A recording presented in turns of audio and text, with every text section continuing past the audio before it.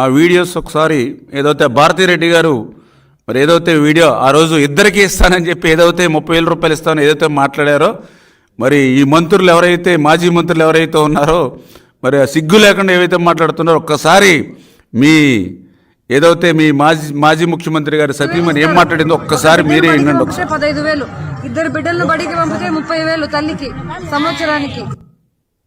Repeat చేయమా మళ్ళీ. పిల్లలను బడికి పంపితే తల్లికి 15,000 ఇస్తారు. ఒక బిడ్డను బడికి పంపితే 15,000, ఇద్దరు బిడ్డలను బడికి పంపితే 30,000 తల్లికి సంవత్సరానికి. చూడండి, చాలా క్లియర్గా నిన్నేదో ప్రజల తిరస్కారానికి గురైనటువంటి నాని లేకపోతే అమ్మటి వీళ్ళు మాట్లాడుతూ ఉన్నారు వీడియోలు పెట్టి. ఆవిడ భారతిరెడ్డి గారా అవునా కాదా, లేకపోతే ఆ మాటలు ఆవిడని మాట్లాడినట్టు మాటలా కాదా, వేళ వాళ్ళు దానికి సమాధానం చెప్పమనండి. అంటే 5 సంవత్సరాల్లో మీరు ఇచ్చినటువంటి మాటను ఏ రకంగా ఎగ్గొట్టి మోసం దగా చేశారు. మేము కూడా తల్లికి వందనం ఇస్తామని చెప్పాము, ఇద్దరు కానీ ఎంతమంది ఉంటే అంతమందికి. మేము వచ్చింది 30 రోజులే, మాకు ఇంకా సమయం ఉంది. ఈ సమయంలో విధి విధానాలు రూపొందించుకుని మేము అమలు చేసుకుంటాం. ఈ లోపుగానే తల్లికి వందనంగా మంగళం అని ఎట్లా మాట్లాడగలుగుతారు? 5 సంవత్సరాలు మీకు ఏదైతే 2019, 2024 మీకు ఇచ్చినటువంటి ఆ పీరియడ్ని మీరు చెప్పినటువంటి మాట అమలు చేశారా? మరి అట్లా ఎగ్గొట్టినటువంటి వాళ్ళు మా గురించి మాట్లాడేటువంటి అర్హత ఎక్కడుంది? దయవుంచి అందరూ కూడా ఆలోచన చేయమని అడుగుతూ ఉన్నాం. అదేవిధంగా మరి ఏదైతే మాటను ఏ రకంగా అయితే నిలుపుకున్నామో మరి ఆ మాట గురించి కూడా వాళ్ళు కూడా, ఎందుకంటే నిన్న సాక్షి టీవీలో కానీ వాళ్ళ బులుగు మీడియాలో కానీ వాళ్ళ సోషల్ మీడియాలో కానీ ఏదైతే మేము ఆ రోజు మాట ఇచ్చి మాట నిలుపుకోలేదని నిన్న తల్లికి వందనం మీద దుష్ప్రచారం చేశారు. మరి అదేవిధంగా పెన్షన్కి సంబంధించి మేము ప్రచారంలో ఆ రోజు చెప్పాను నేను, రేపు అధికారంలోకి వచ్చిన తర్వాత ఏదైతే 4,000 పింఛను పెంచడమే కాకుండా 7,000 రూపాయలు చేసి మీ ఇంటికి అందజేస్తామని ఆ రోజు నేను ఎన్నికల ప్రచారంలో చెప్పాను. ఎన్నికల ప్రచారంలో చెప్పినట్టుగానే అధికారంలోకి వచ్చాక వాళ్ళ ఇంటికి పట్టుకెళ్ళి 7,000 రూపాయలు అందజేస్తాం.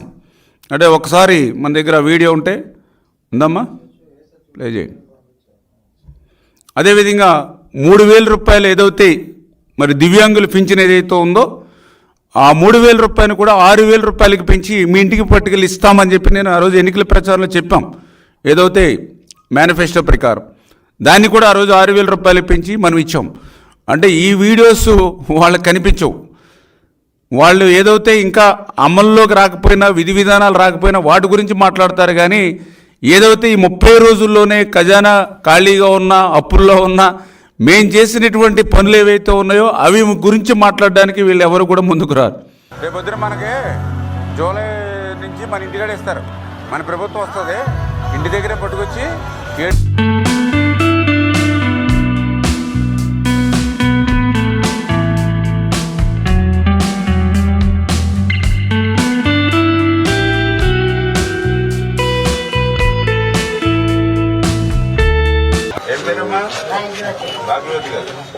మే నెలలో 1,000 రూపాయలు, జూన్ నెలలో 1,000 రూపాయలు, అంటే 3,000 ప్లస్ ఇప్పుడు ఈ నెల వచ్చి 4,000 7,000 రూపాయలు. మీకు ఎంత చేసినా కూడా తక్కువే. మీ వృద్ధులకి ఎంత సేవ చేసినా చంద్రబాబు నాయుడు గారు కూడా స్వయంగా ఆయన మీ మనవాళ్ళు అంటుండే, మనవాడినాయి తక్కువే లేదు మాకు, మీకు మనవాళ్ళు అంటుండే. ఓకే, ఇప్పుడే చూశారు ఏదైతే ఆ రోజు ఎన్నికల ప్రచారంలో, అంటే ఎన్నికలకు ముందు మేము ప్రచారంలో 4,000 ప్లస్ 3,000 7,000 ఇంటికి పట్టుకొచ్చిస్తానని ఆ రోజు చెప్పాం. చంద్రబాబు నాయుడు గారు, పవన్ కళ్యాణ్ గారు ఏదైతే హామీ ఇచ్చారో హామీని నేను ప్రచారం చేశాం. దాని ప్రకారం అధికారంలోకి వచ్చిన తర్వాత ఆ 7,000 రూపాయలు ఇంటికి పట్టుకెళ్ళిచ్చి మళ్ళీ అవి కూడా వాళ్ళు కాళ్ళు కడిగి గౌరవంగా, ఎందుకంటే మేము ఆ ఇచ్చేటువంటిది కూడా ఏదో సాయంగా కాకుండా అది మా బాధ్యతగా మేము ఆ రోజు వాళ్ళ ఇంటికి అందజేస్తాం. మరి దీని గురించి ఆ పేరుని అమ్మటి ఈ వీడియో వేసి చూపించవచ్చుగా. ఏదైతే అన్న మాట ప్రకారం వాళ్ళ ఇంటింటికి వెళ్ళి 7,000 రూపాయలు అందజేశారని చెప్పొచ్చుగా. అదేవిధంగా 3,000 రూపాయలు ఉన్నటువంటి దివ్యాంగులు పింఛన్ని ఆ రోజు 6,000 రూపాయలు చేసి ఇంటికే పట్టుకొచ్చిస్తానని చెప్పాం, అన్నమాట ప్రకారం చేశాం. ఒకసారి అది కూడా వీడియో ఉంటే బిడ్డ. మరి అమ్మా బాగున్నావా? ఏం పేరు నీ పేరు? మురళీకృష్ణ. నా కోసం చూస్తా ఉన్నా ఎదురు తమ్ముడు. ఓకే, నీకోసమని బాధ్యతగా నేనే పట్టుకొచ్చి ఇస్తాను ఫస్ట్ పింఛన్. ఓకేనా మీ ఇంటికి?